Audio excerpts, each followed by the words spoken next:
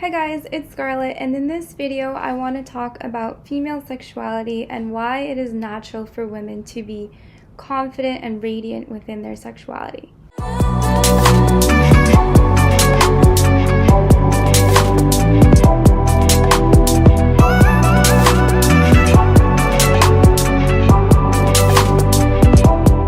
In our society, a lot these days we get a lot of shaming of the feminine, and when a woman is showing off her body or when she feels her sensual nature, it's usually discounted as that she is just looking for validation, or that it's not natural, that simply being in that way seems to be not allowed or not okay. And this couldn't be further from the truth. As the feminine nature, it's very normal for a female to enjoy her body, enjoy her sensuality, just like it is for a man, actually. The fact that there's a lot of overemphasis maybe on the body these days is really just a counter force and a reaction to the suppression and the patriarchal sort of resistance that was created to feminine sexuality. The funny thing is, if we actually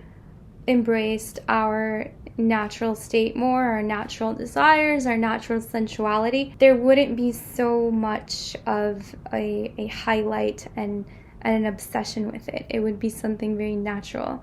If we accepted the feminine sensual nature, if we accepted that sexual relationships and interactions were normal and not so taboo and repressed, we wouldn't have all this underground repressive sort of perversions of sensuality and sexuality. So a lot of people these days complain about women on social media.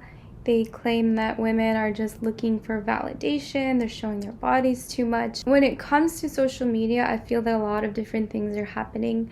I think that a lot of women have been tired of these ages of suppression and being told to cover up.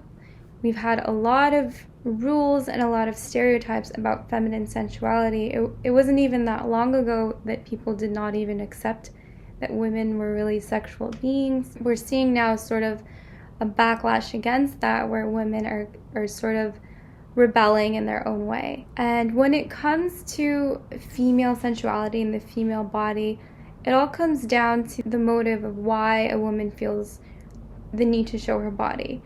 When a woman feels that she's celebrating herself, when she feels good about herself, whether that's posting a photo or whether that's being intimate with somebody, that when that comes from an aligned place, then it's good. It's a beautiful thing. When it comes as a natural, spontaneous thing that is a flowering of the being, that's the normal feminine nature.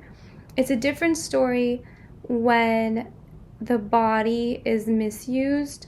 For example, commodifying the feminine body, or when a woman uses her body to manipulate a man or to get money out of a man. I feel that that's where the resentment and hostility towards the feminine grows. There's nothing wrong with the feminine celebrating her body, using her body to represent the divine, because that's what it is in Tantra, is the body is an aspect of divinity. Then it's a beautiful thing when it comes from a pure intention. When it comes to relationships and hooking up, I feel that a lot of shaming is invited when a woman isn't secure of her choices and why she's engaging in sexual behavior. If a woman is engaging in sexual acts out of insecurity or out of pressure from a guy, or for the need to feel something that she can't give herself, so those lower vibrational intentions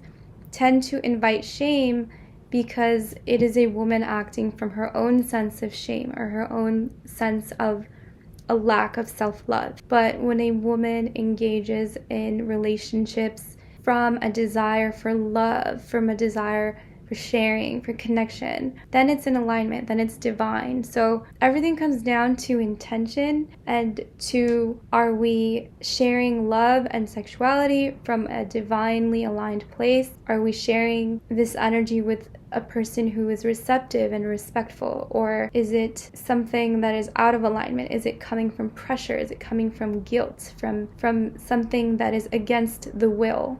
So all of these nuances make a difference as to whether a woman can feel confident and respected in her decisions, or whether she allows that energy of shame to come after her. And it's never okay to shame a woman for her natural sensuality and sexuality. Unfortunately, it's very common, all these double standards, and people love to target the feminine, the Eve complex. And I do feel that it's changing now, and we're learning to respect the feminine. So it's important for us as divine feminine, as women, to really hold strong to our values and to what we believe in. And it has nothing to do with time. It has nothing to do with what other people think. It has to do with how good we feel about our own decisions. That's why if you pay attention to, the cougar phenomenon, nobody really shames these women because they know who they are. They're choosing what they do. And you cannot shame someone who's confident in their decisions. So as long as you are confident in your own decisions and you feel in alignment and you're acting from your intuition, you're acting from your higher self, then you don't invite any energies of shame and you don't feel shame within yourself. As humans, we're still really evolving to get to a place where we understand sexuality and have respect for it. Right now, there's a lot of perversion and inversion because we repress this natural energy, and what resists persists. So instead of us going beyond sexuality, which the only way to go beyond it is to go so deeply into something that you go beyond it. And we stigmatize it and we create negative connotations to sexuality by not accepting it within ourselves and within others. So the more that we embrace our own nature and the nature of others, the more that we withhold judgment, the more that we show respect, the more as a collective that we will have reverence for sexuality. What happens when you spiritually evolve as a person is that you begin to naturally make different choices. So when you feel aligned within yourself, you do the work on yourself, you lose the desire for quantity and you start naturally feeling a desire for quality of connection. You start changing that mindset from looking for somebody to fill your void, to fill your lack, which creates that quantity, that obsessive search for I need another one. You move past that, and then you change actually from that selfish mentality of how can this person make me feel good, you start changing into how can I share an intimate experience with this person? How can I share love? And true sexual experiences are meant to be within a frame of love. It is meant to be two people coming together and giving, and that natural giving becomes a shared experience. Anything else is programming and acting out of ego and the lower self. Humanity fell into the dark ages when we started using sexuality as a commodity, as a business, when we started selling women's bodies instead of celebrating them, when we started using sexuality to manipulate, to control. The way that we will evolve is when we begin to have reverence again for sexuality and understanding that sexuality is healing. It is a mode of expansion. It is a mode of building respect, building connection, building intimacy, and that begins to happen individually and collectively. And sexual energy is so powerful. So once everyone does that own inner work, once we begin to respect others, respect ourselves, respect this energy, everything begins to change. So before you go judging somebody on social media for a photo they posted, try to think, what is their motivation? Try to think maybe this person is coming from their own pain. Maybe they're coming from repression. And rather than being judgmental and critical, we can share our own perspectives and share new models of how we can embrace healthy sensual expression, healthy physical body expression. We should also question ourselves and our stereotypes. Why do we call it a walk of shame instead of a walk of glory? Why is it okay for men to have condoms but not for women when they both use them? Why do we pinpoint and point at the feminine as the one at fault? Why do we tend to blame the feminine energy? Is it our own weakness or our own insecurity that causes us to do this? When we begin to conquer ourselves and our own animal nature and we overcome our impulses, then all this stuff goes away. We no longer project our own fear, our own lack of control onto other people. You can actually get to a point where you are so in command of all of your energies, including your sexual energy, that you choose how you react to a photo, to a video, to a beautiful woman, to a beautiful man.